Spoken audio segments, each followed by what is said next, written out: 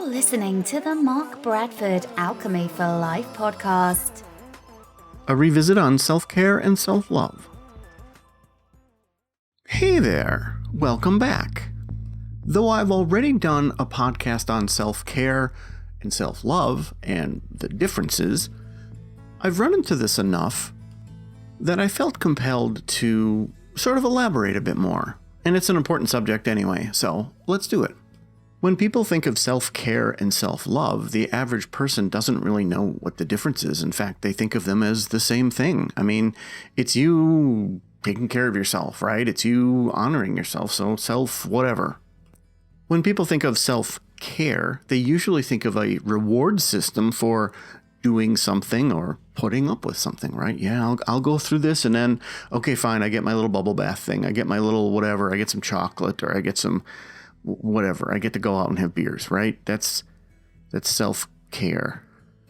But it's not. It's not a reward system. It's a way of treating yourself. And for both self-care and self-love, the easiest way to put yourself in the proper frame of mind is to think of yourself as another person.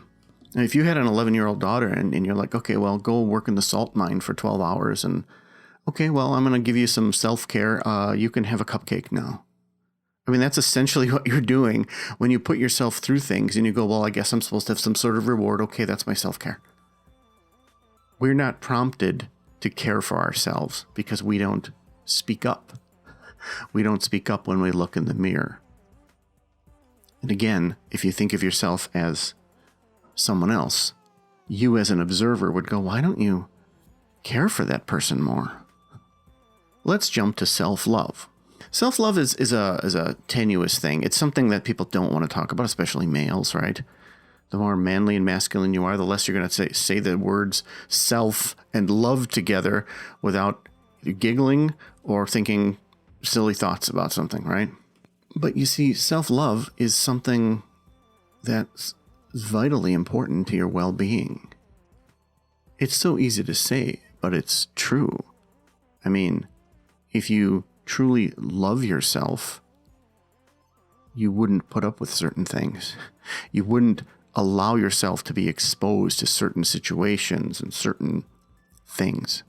You wouldn't work 18 hours in the salt mine and say, hey, you know what? I'm a good person. Okay, that's what keeps me going every day. I just try to do the right thing. But trying to do the right thing every day is not related to self-love. I mean, a person could probably do the right thing and still have some loathing going on for themselves. What you need to do is care enough about yourself to make changes or to not put yourself in a certain situation because you love yourself. And again, going back to the metaphor of treat yourself as a separate person, your wife, your husband, your daughter, your son, your best friend. If you see them go through things and you care about them, let me stop here. Isn't it confusing when I say you care about them, but we're talking about self-love? Yes, that's why these two things get mixed up so much. Anyway, if you love them, you will do everything you can to sort of say, look, I know I'm stepping on toes here. I know, but I really don't want you to go through with that, or I think you can do better than this, and so on and so forth, because you love them. But you don't look in the mirror and say, hey, buddy, I love you. I can't do this anymore. But that's exactly what you need to do.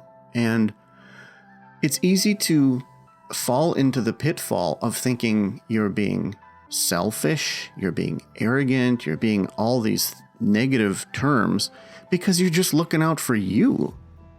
Somewhere along the line, we lost the default of taking care of ourselves and loving ourselves somewhere. And that somewhere varies for the population as a whole. It varies for males. It varies for females, right? We all have these sort of lofty goals of, I'm a dude, I can take anything. I will take anything. I'm everyone's rock. That's it. The buck stops here. If you're a woman and you have kids, you go, this is it. The kids are my world. The kids are this. I will take and do anything and everything for them. And I'm not discounting that males feel the way that females feel. I'm not saying that females don't feel the way males feel. I'm just saying that's kind of what's happened in society as like the defaults for things. So along the lines there, we just sort of discarded the self-love and self-care because it kind of got in the way. I have said in my talks, and I'm sure other people have done in their talks too, and probably even used maybe one of the images I've used. It's the whole put your mask on first thing. You've heard this, right? And if you haven't heard this, let me enlighten you. It basically refers to the instructions in an airplane that is depressurizing, in which you're going to run out of oxygen. The masks come down and everyone is freaked out. And your first inclination is to go look at your kids or your loved one and put their mask on before you put your mask on. But the counterintuitive thing is to put yours on first. And putting yours on first allows you to stay conscious enough to help them. And there's enough time for both. But if you struggle to put theirs on first before yours is on, you may actually lose consciousness and can't help anyone. And both of you will suffer. So that's the whole put your mask on first. And that gets back to not being selfish, not being arrogant, not being self-centered, but just saying I need to take care of me so there's something left of me to take care of the people in my life, or to be a good person for the people in my life, or not to be sad or angry or depressed every single day because I don't take care of myself, right? This is probably ringing a few bells in your head, right? And you're immediately pushing back and going, this is just frivolous stuff or whatever. Like, I can't afford to be all self-care, self-lovey, rose petals and take a bubble bath and read a book. Well, if you're going to read it anyway. I think what people don't truly understand is that there are not only ramifications for not giving yourself self-care and self-love, but there are tremendous ramifications for giving yourself self-care and self-love. Tremendous. And you got to get that right first. You can't just say, okay, fine. Again, you can't just say, okay, fine, I get a treat because I suffered.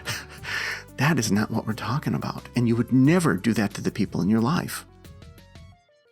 The ramifications are a clearer head, better feelings about life in general, better understanding of yourself, just a general higher level of energy. There's a tremendous amount of benefit for you to be in that mode, the mode of I do care about myself. I will not let this happen to me anymore. I will not stand for this. I will stand up for myself in a way similar to the way I would stand up for somebody I say I love because I love me, right? That's what you need to do. If you're not doing that, you will know it once you do it. But if you're not doing it, you may not realize what you're doing to yourself until you've had enough. And to circle back again, look, I understand if you're not excessively immersed in the world of self-care, self-love, and all the other stuff, and all the stuff that is ooga booga, you may look at this stuff and you may get a little defensive and go, okay, I can't look in the mirror and say, hey, Larry, I love you. Assuming your name is Larry, because if it's not Larry, then it gets even weirder. I'm not necessarily asking you to do that, although that's a cool exercise. I hope you can work up to that point where you look in the mirror into your eyes and say that. And speaking of saying things, which I should have mentioned before, is part of the self-love and care, probably more love than care, is the not saying terrible things to yourself. And again, let's use the metaphor of a friend or daughter. I'm sure you've done this 100 times. I did that again. I'm so stupid.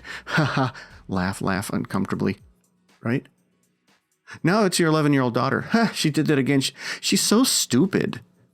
Oh my God. What a horrible person you are, right? It's the same thing. You don't get to mistreat yourself because you're you. That's the difference. So if you feel I've beaten a dead horse with self-care and self-love because we already had a podcast, sorry. But I thought it needed to be said. I thought I needed to clarify the difference between the two because they get messed up a lot and the why of it. And I needed to focus on the fact that there are super positive ramifications for doing so. It will change your life. And I'm all about that. So I hope you're well. And I thank you for listening. If you enjoyed what I did for you today, please like, share, and subscribe, as they say. If you didn't like it, I appreciate you waiting until the end, and take care of yourself. Hey there, thanks for listening. You know I always appreciate your feedback. Please keep it coming. 3 Voices is out. It's a fun read at only $9.99 US on Amazon. And as of this recording, it reached number 3 in experimental psychology. So thank you so much.